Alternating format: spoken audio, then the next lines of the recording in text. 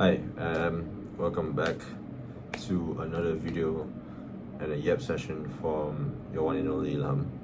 Judging by the topic, today I will talk about what it's like to actually heal and what it's like to actually get better and what I'm learning so far. It's a disclaimer, I don't have the proper answers because I'm not someone who studies into psychology. I'm not someone with any qualification about psychology or social well-being, but what I can share is my experiences and what I'm learning far that is really helping me heal and get better. Like everyone's experiences are different.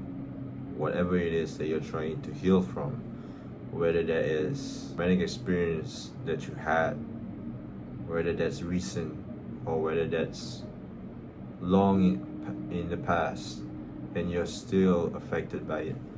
I feel like whatever it is that you're healing from, everyone faces it differently, everyone experiences it differently. But I feel like the number one question that we always ask ourselves when we are trying to get better is, does healing actually stop? Do we ever properly heal from the things that we were hurt from? The answer is no. The answer is no. See, the question of whether we have properly healed is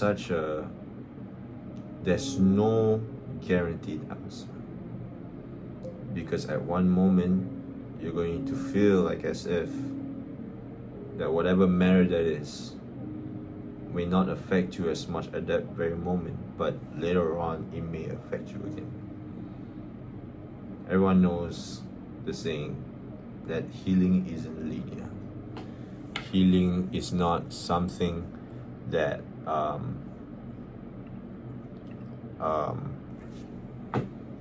you can put a time frame and say, okay, as soon as I get closer towards the end of the time frame, I'm not gonna get affected by whatever it is this thing is. No, because at the end of the day, we are humans. We are bound to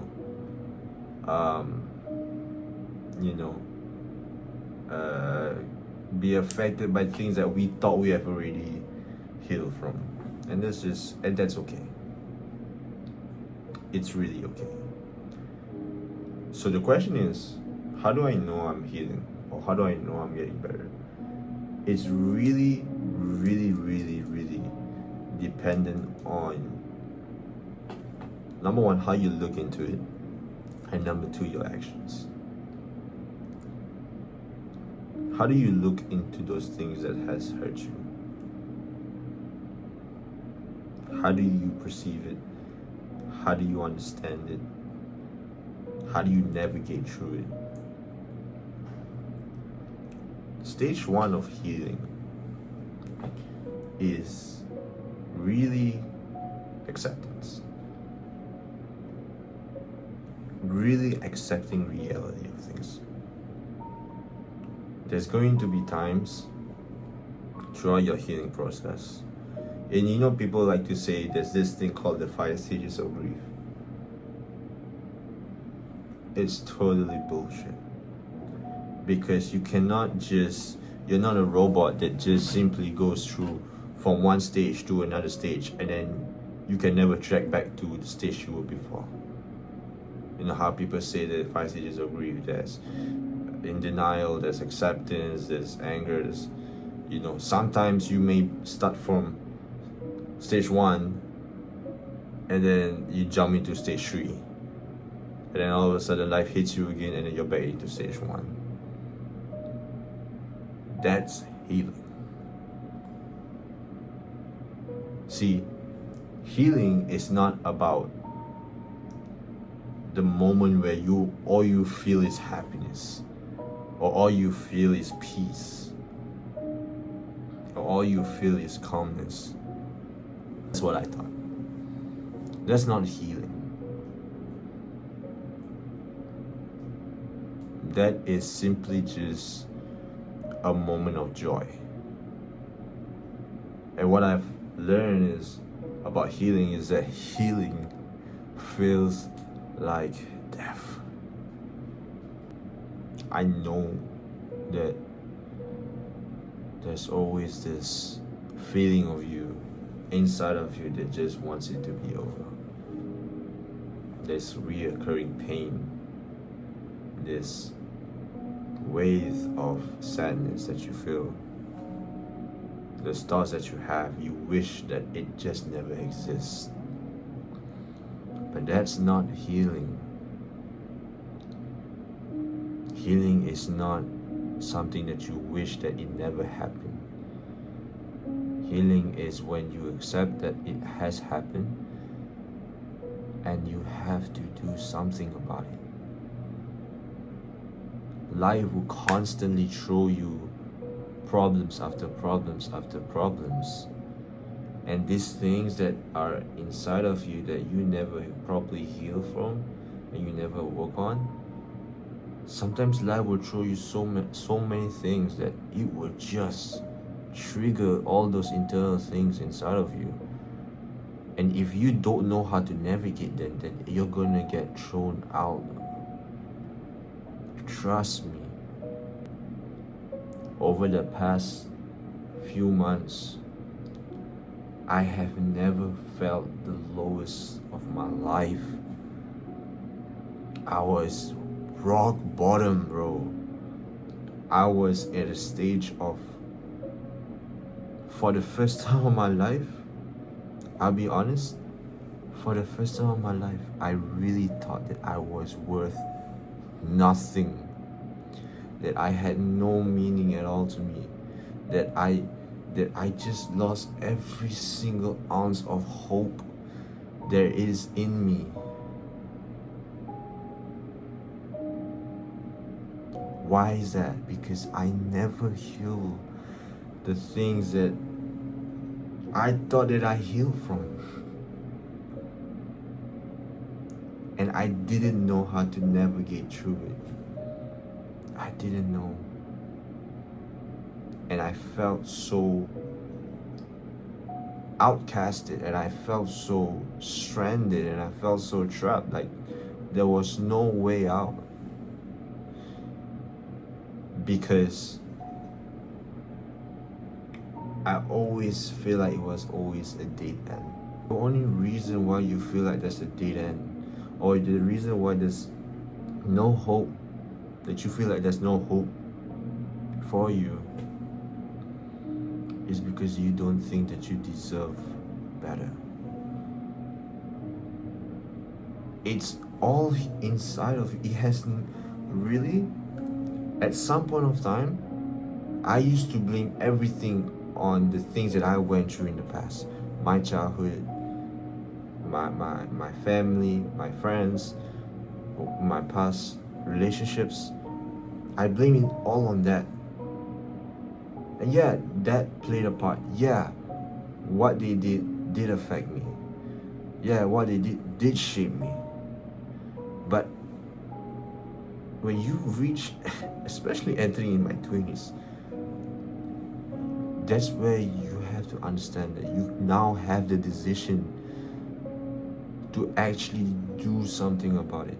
Where you have the decision to say, how long more am I going to let my past affect my life and what I'm going to have in the future?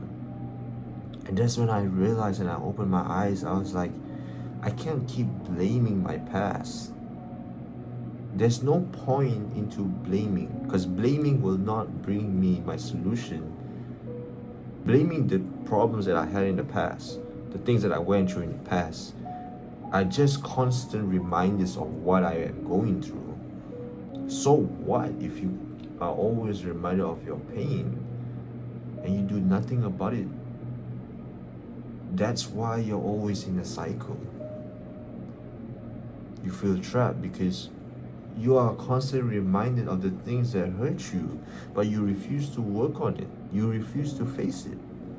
You simply sit there and you let it happen, and you let it hurt you.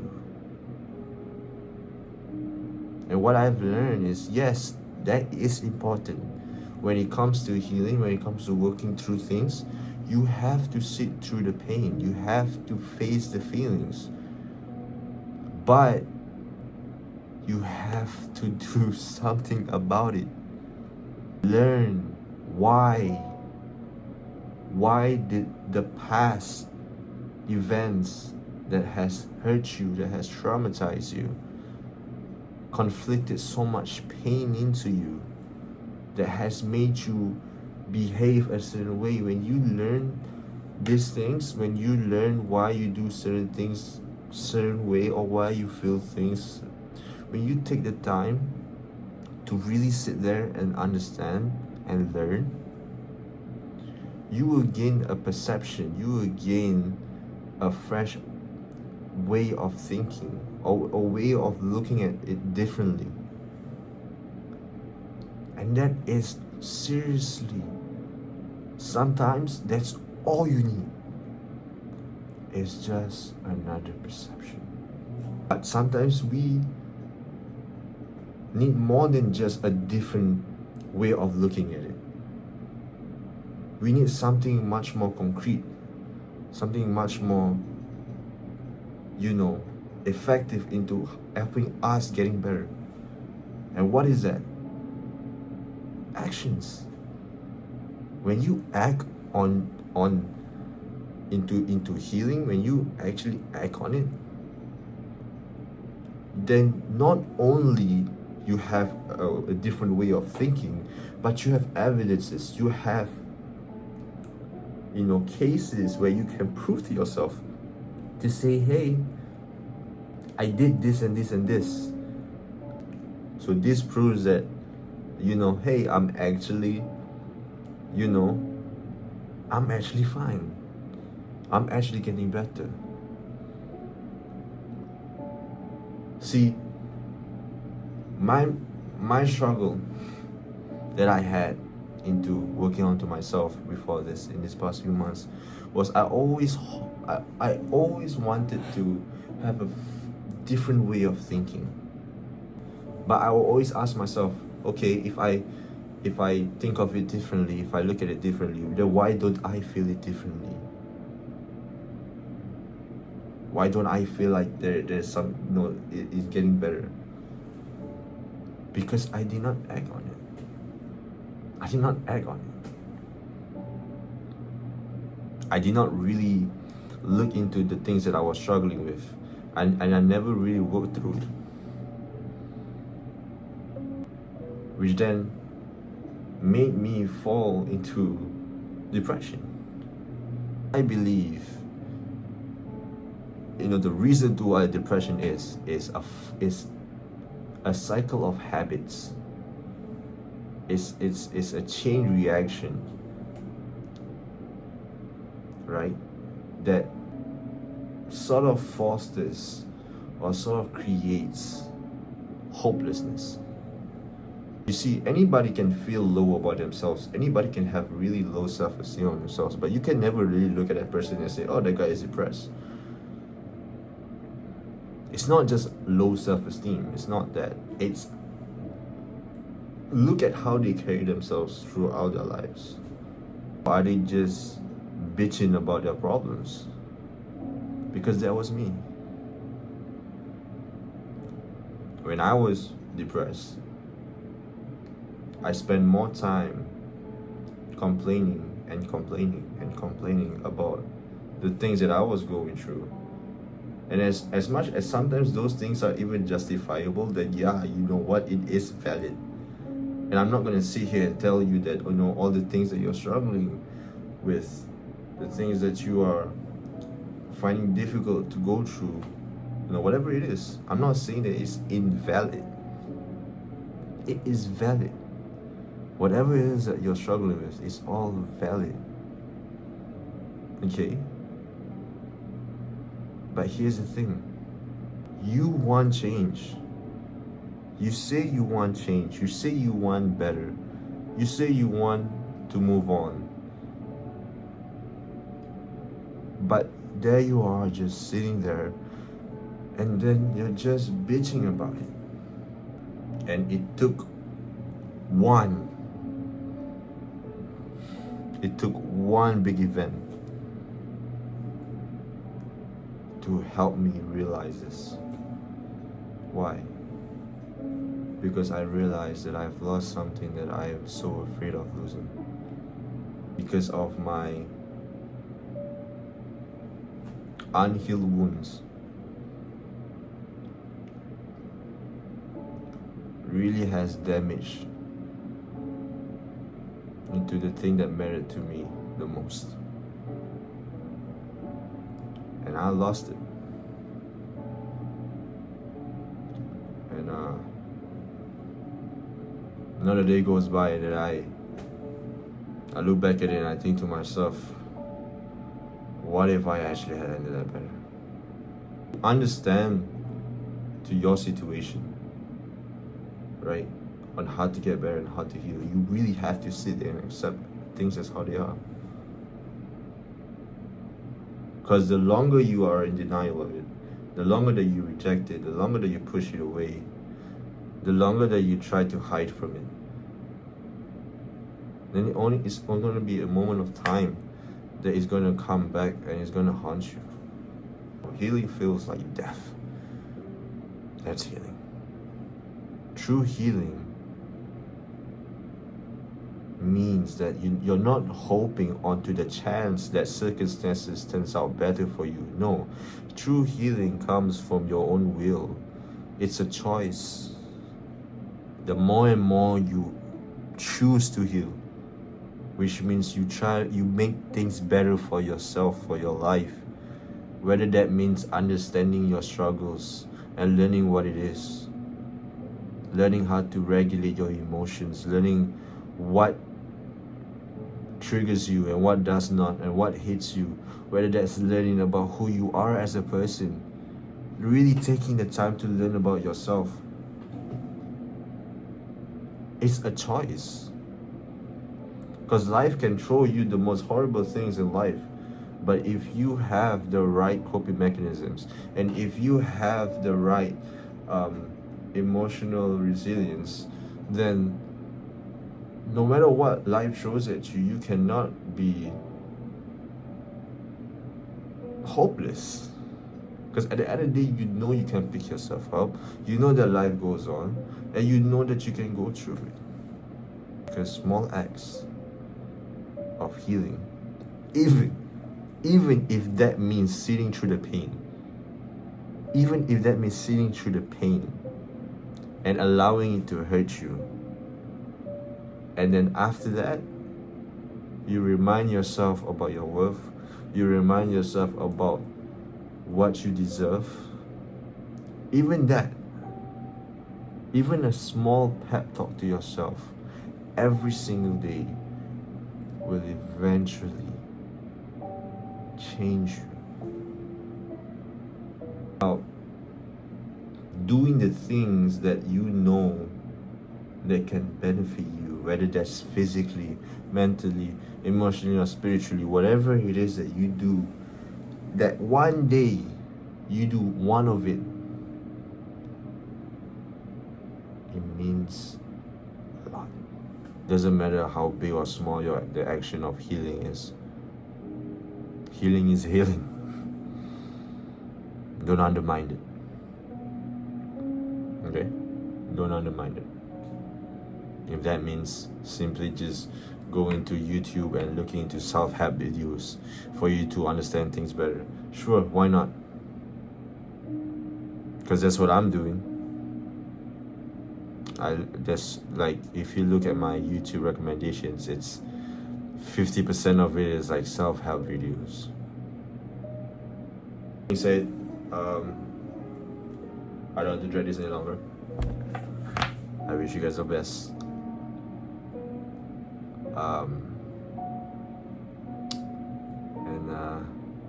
Just take care.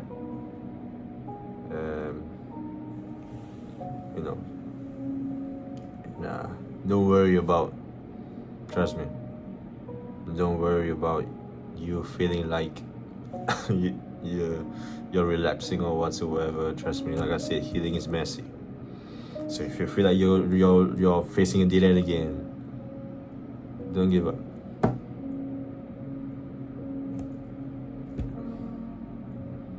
Because there's no way in hell. Really look into this. Because there's no way in hell that you work this hard, so hard, that you have done so much for yourself, only to give up at this moment. Okay, with that, I appreciate all of you. If you are like at this end of the video, not, then take care and peace.